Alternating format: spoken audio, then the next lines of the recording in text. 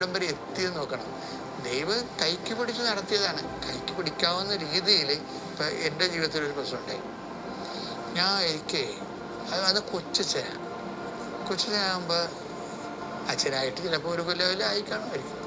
അപ്പോൾ വീട്ടിൽ നിന്ന് എൻ്റെ പെങ്ങളെ വിളിച്ച് അമ്മയുടെ നില പരുവക്കേടാണെന്ന് പറഞ്ഞു. കാര്യം ഞാനേ ഉള്ളു ഇതൊക്കെ കേൾക്കാൻ. അതുകൊണ്ട് എന്നോട് പറഞ്ഞ് അമ്മയുടെ നില പരുവക്കേടാണെന്ന്. അപ്പം എന്താണെന്ന് അവൾ പറയണില്ല. ഞാൻ ദേഷ്യപ്പെടുന്ന കാര്യം പറയണി എന്താണെന്ന് പറയാം. അമ്മയല്ലേ എൻ്റെ എപ്പോൾ പറയാം അമ്മക്ക് ഗർഭപാത്രം ഇറങ്ങി വരികയാണ്. അപ്പം ഗർഭപാത്രം ഇറങ്ങി വരണപ്പോൾ അത് നിസ്സാര കാര്യമല്ല. അപ്പം ഞാനവിടെ റഷ് ചെയ്ത് വീട്ടിൽ ചെന്ന് ഞാൻ അമ്മയോട് പറഞ്ഞു, അമ്മ ഒരു പ്രശ്നമില്ല, നമുക്കിത് ആശുപത്രിയിൽ പോയി എല്ലാം ശരിയാക്കാമെന്ന് പറഞ്ഞു. പക്ഷേ എല്ലാം ശരിയാക്കാൻ പറയുമ്പോൾ എൻ്റെ കാശില്ല. അതാണ് എൻ്റെ വിഷയം. കാര്യം ഇതൊക്കെ തിരിച്ചു കൊണ്ടുവരണമെങ്കിൽ നല്ല പൈസ വേണം, കുറേ പത്യങ്ങൾ വേണം, 90 വരെ പത്യമൊക്കെ വേണം, ശ്രദ്ധ വേണം. എൻ്റെ കാശില്ല. കാശില്ലേന്ന് ചോദിച്ചാൽ കാശുണ്ട്. എന്ന് വെച്ച് കഴിഞ്ഞാൽ പിതാവ് എനിക്ക് വണ്ടി വാങ്ങിക്കാൻ കാശ് തന്നായിരുന്നു. ഈ പഴയ ചെറിയ സ്കൂട്ടർ മേടിക്കാൻ വേണ്ടി രൂപത്തിൽ നിന്ന് ഞാൻ പിതാവിനോട് ചോദിച്ചിട്ട് തന്നാണ്. എന്താ വെച്ചാൽ എനിക്ക് 3 പള്ളി ഉണ്ടായിരുന്നു അന്ന്. അപ്പോൾ ഓരോ പള്ളിയും 10 കിലോമീറ്റർ 8 കിലോമീറ്ററൊക്കെ അകലെയായിരുന്നു. ഇപ്പോൾ ഇടവക പള്ളിയിൽ നിന്ന് ഞാനൊക്കെ പള്ളിയിൽ പോകണം. അപ്പം ഞാനൊരു BSS സൈക്കിളിനാണ് പോയിക്കൊണ്ടിരുന്നത്. അപ്പോൾ BSS സൈക്കിളിന് ഓടി ഒരു പള്ളിയിൽ നിന്ന് ഞായറാഴ്ച അടുത്ത പള്ളി ചെല്ലുമ്പോൾ പിന്നെ തിരിച്ചു വന്ന് പിന്നെ 3 മണിക്ക് കാറ്റഗറിസത്തിന് വേറെ പള്ളിയിൽ പോയി വരുമ്പോൾ വയറ് വാത്സരം പിടിക്കും. 2:30 വന്ന് ഊണ് കഴിക്കണത്. അപ്പോൾ വേർത്ത് ഒലിച്ച് വരും. അപ്പോൾ എനിക്ക് തോന്നിയ ഒരു വണ്ടി കിട്ടിയാൽ കൊള്ളാമായിരുന്നെന്ന് പറഞ്ഞു. അപ്പം ഞാൻ പിതാവ് വണ്ടി വേണ്ട. അപ്പം അന്ന് രൂപത്തിൽ അങ്ങനെ വണ്ടി വാങ്ങിച്ചു കൊടുക്കുന്ന സിസ്റ്റമൊന്നുമില്ല. പിതാവിനോട് പറഞ്ഞ് ഞാൻ കുർബാന തരാം നിങ്ങൾക്ക്, പിന്നെ ഒരു 10 രൂപയും തരാം, നിങ്ങൾ ബാക്കിയുള്ളത് കുർബാനയിൽ അഡ്ജസ്റ്റ് ചെയ്യണമെന്ന് പറഞ്ഞു. പക്ഷെ അത് നഷ്ടമാണ് ശരിക്കും. എന്ന് വെച്ച് കഴിഞ്ഞാൽ എനിക്കന്ന് പൈസ ഇല്ലാതെ കൊണ്ട് ഈ കുർബാന ചൊല്ലിയിട്ട് അതിൻ്റെ ഒരു ദക്ഷിണ കൊണ്ടാണല്ലോ നമ്മൾ ജീവിക്കണത്. അപ്പോൾ ഒരു കഷ്ട ജീവിതമാണ്. അപ്പം അതിൻ്റെ ഇടയ്ക്ക് എന്നാലും കുർബാന അത് കുർബാന മേടിച്ച് 10 പൂർവ്വം ചൊല്ലി അതിൽ നിന്ന് അധികം കിട്ടുന്നില്ല. 6000 രൂപയാണ് കിട്ടിയത്. അപ്പോൾ ഈ 16,000 രൂപയ്ക്ക് ഒരു വണ്ടി വാങ്ങിച്ചു. അപ്പം വണ്ടി വാങ്ങിച്ചില്ല, അതാണ് രസം. അതിൻ്റെ അടുത്ത് കുരിശുവനുണ്ട്. ഞാൻ 16,000 രൂപ കൈ ഒപ്പിച്ച് കഴിഞ്ഞപ്പോൾ ആണ് ഈ അമ്മയ്ക്ക് അസുഖം വന്നത്. അപ്പോൾ അസുഖം വന്ന് അമ്മയും കൊണ്ട് ഞാൻ അവിടെ ആശുപത്രിയിൽ പോയി, ഗവൺമെൻറ് ആശുപത്രിയിൽ പോയി. പിന്നെ പെങ്ങൾ അവിടെ നിർത്തി. ഞാൻ വന്നും പോയി നിന്ന് അമ്മയുടെ ഓപ്പറേഷൻ കഴിഞ്ഞ് അമ്മയെ തിരിച്ചു കൊണ്ടുവന്ന്. അപ്പോൾ അമ്മയുടെ ഓപ്പറേഷൻ അമ്മ ഹാപ്പിയായി. അത്രയും നമുക്ക് സന്തോഷമായി. ആ കാശെല്ലാം തീർന്നു. കാശ് തീർന്നു വെച്ച് കഴിഞ്ഞാൽ കാശ് തിന്നപ്പോൾ ഞാൻ വന്നിട്ട് അന്ന് നമുക്കിതുപോലെ എൻ്റെ കപ്പേരിനോട് എനിക്ക് ഭയങ്കര ഇഷ്ടമാണ്. ആ കപ്പേരിനോട് ഞാൻ പറഞ്ഞ് അമ്മയ്ക്ക് ഓപ്പറേഷനാണ്, കാശ് തീരാനായെന്ന് പറഞ്ഞു. അപ്പോൾ കപ്പേൻ്റെ കാര്യം മനസ്സിലായി. കപ്പേരെന്ന് പറഞ്ഞാൽ ഞങ്ങൾക്ക് അവിടെ അദ്ദേഹം മരിച്ചുപോയി, ജോസഫ് ചൊങ്ങന്തറ ജോസഫ്. അപ്പോൾ അദ്ദേഹത്തെ പറഞ്ഞപ്പോൾ അദ്ദേഹം ഞാൻ ഭയങ്കര ആത്മബന്ധമാണ്. അപ്പോൾ ഞാൻ പറഞ്ഞു ഇതാണ് സംഭവം എന്ന് പറഞ്ഞു. അപ്പം ലേസായിക്ക് അച്ഛനെ ഇഷ്ടമാണ്, അച്ഛനത് ജസ്റ്റ് ഒന്ന് സൂചിപ്പിച്ചാൽ മതി, അവൾ കൈകാര്യം ചെയ്യുമെന്ന് പറഞ്ഞു. അപ്പോൾ ഞാൻ ലെസജി ഇയാളുടെ ഭാര്യ, ഞാൻ ലെസജി ഹോസ്പിറ്റലാണ് അറിയാലോ അല്ലേ. അപ്പോൾ ലെസജി ഒരു മാല ഊരി ഇങ്ങോട്ട് തന്നിട്ടും പറഞ്ഞു അച്ഛൻ ഇത് കൊണ്ടുപോയി എന്നാഴ്ച ചെയ്തെന്ന് പറഞ്ഞു. അപ്പോൾ എനിക്ക് കടമില്ലാതെ വേറെ ആൾക്കാരുടെ കയ്യിൽ നീട്ടാതെ എൻ്റെ കാര്യങ്ങൾ നടന്നു കിട്ടി. ഞാൻ അമ്മയെ ആശുപത്രിയിൽ നിന്ന് കൊണ്ടുവന്ന് പിന്നെ ഇവിടെ. പക്ഷെ എന്താ പ്രശ്നം വെച്ച് കഴിഞ്ഞാൽ അതിൽ നിന്നും പിതാവിന് അന്നത്തെ ബിഷപ്പ് ഇതൊന്നും അറിയപ്പെട്ടില്ല.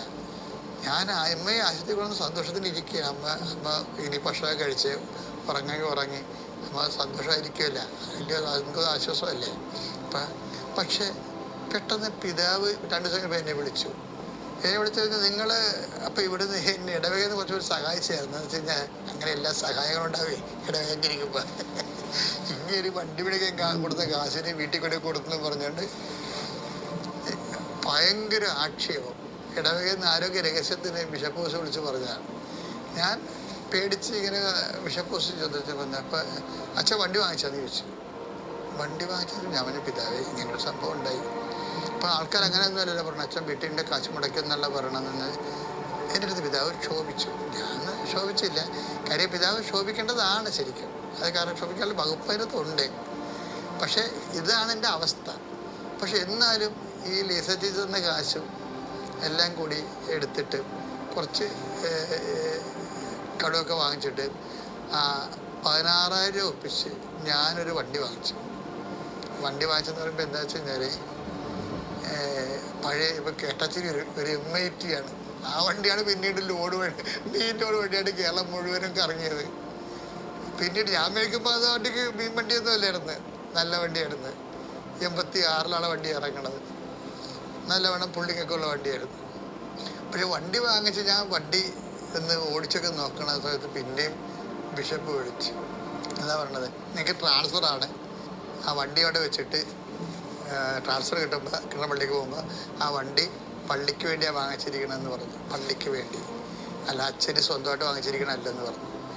ഇതിൻ്റെ അകത്തൊരു പ്രശ്നമുണ്ട്. എന്താ പ്രശ്നം? ഇതിൻ്റെ അകത്ത് കുർബാന ഉണ്ട് ഇല്ലേ? അപ്പോൾ എനിക്ക് വേണ്ടി ന്യായമായിട്ടും പറയാം, പിതാവ് ഈ വണ്ടി കൊടുക്കത്തില്ല. കാരണം എന്താണ്, ഇതിൽ ഞാൻ കുർബാന ചൊല്ലിയ എൻ്റെ സ്വകാര്യമായ സമ്പത്ത് ഇതിനകത്ത് ഇൻവെസ്റ്റ് ചെയ്തിട്ടുണ്ട്. അപ്പം പകുതിയോടും 10 രൂപ പിതാവ് തന്നാണ്. പിതാവിന് വേണമെങ്കിൽ ആ 10 രൂപ എങ്ങനെയും ഞാൻ സംഘടിപ്പിച്ച് തരാം. അത് സംഘടിപ്പിക്കാൻ പാടാണ്. അങ്ങനെ പറഞ്ഞാൽ മതിയായിരുന്നു എനിക്ക്. പക്ഷേ ഒരക്ഷരം ഞാൻ മിണ്ടിയില്ല, അവിടെ കണക്ക് പറഞ്ഞില്ല. എനിക്ക് അതായത് ഞാൻ പിതാവിന് താക്കോൽ കൊടുത്തു. താക്കോല് വന്നച്ഛന്, ഏത് അച്ഛനാണ് വന്നത് ആ അച്ഛന് താക്കോൽ കൈമാറുമ്പോഴും ഞാൻ ഈ ചരിത്രമൊന്നും അവരോട് പറയത്തില്ല. ബിഷപ്പിനോടും ആ ചരിത്രം പറഞ്ഞില്ല. ബിഷപ്പിനോട് പറയുമ്പോൾ ബിഷപ്പ് ഓർക്കും, അയ്യോ ശരിയാണ്, അച്ഛൻ ഞാൻ കുർബാന കൊടുത്തല്ലേ, അച്ഛൻ്റെ പൈസയാണ് അതായത് പകുതിയുള്ളതെന്ന് വേണമെങ്കിൽ പിതാവിന് വേണമെങ്കിൽ. പിന്നെ അത് ഞാൻ പിതാവിന് പറഞ്ഞില്ല. പിതാവ് വൺസ് ഇങ്ങനെ പറഞ്ഞ സ്ഥിതിക്ക് ഞാൻ ആ താക്കോൽ കൈവപ്പിച്ചു കൊടുത്തു. അപ്പം എൻ്റെ വിഷയം എനിക്ക് തോന്നുന്നത് ഇവിടം തൊട്ടാണ് കർത്താവ് എന്നെ നോട്ടപ്പുള്ളിയാക്കിയത്. ഇത് നമ്മൾ കാണുന്ന കൃപാസനത്തിലൂടെ വരുന്നത്. ഇതെന്താണെന്ന് വെച്ചാൽ, ഇത് ദൈവം നമ്മുടെ കൈക്ക് പിടിക്കും. ഞാൻ നിന്നെ കൈക്ക് പിടിച്ച് നടത്തുമെന്ന് പറഞ്ഞില്ലേ? ആ ദൈവം നിന്നെ കൈക്ക് പിടിക്കുമ്പോൾ ദൈവത്തിന് പിടിക്കാൻ പറ്റിയ കൈയായിരിക്കണം. കർത്താവിന് അന്ന് മുതൽ എന്നെ നോട്ടപ്പുള്ളിയാക്കി.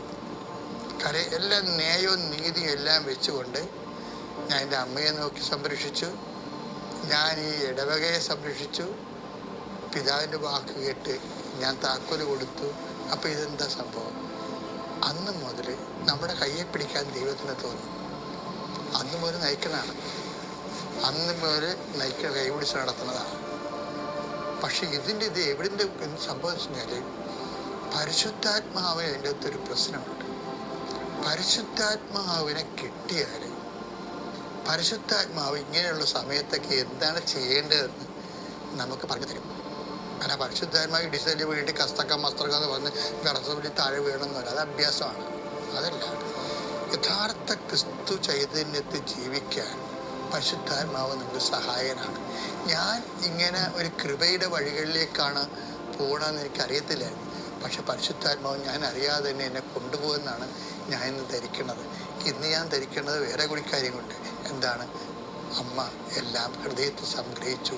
അതേക്കുറിച്ച് ധ്യാനിച്ചൊരു മരിയൻ ആധ്യാത്മികതയില്ലേ, അതിൻ്റെയൊക്കെ ആധാരങ്ങളും അടിസ്ഥാന ശിലകളും പാകുന്നത് ഈ കാലത്താണ്.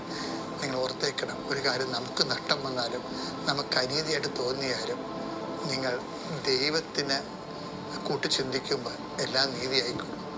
ദൈവത്തിലാണ് നമ്മൾ സന്തോഷിക്കുന്നത്. പിതാവിൻ്റെയും പുത്രൻ്റെയും പരിശുദ്ധാത്മാവിൻ്റെയും നാമത്തിൽ.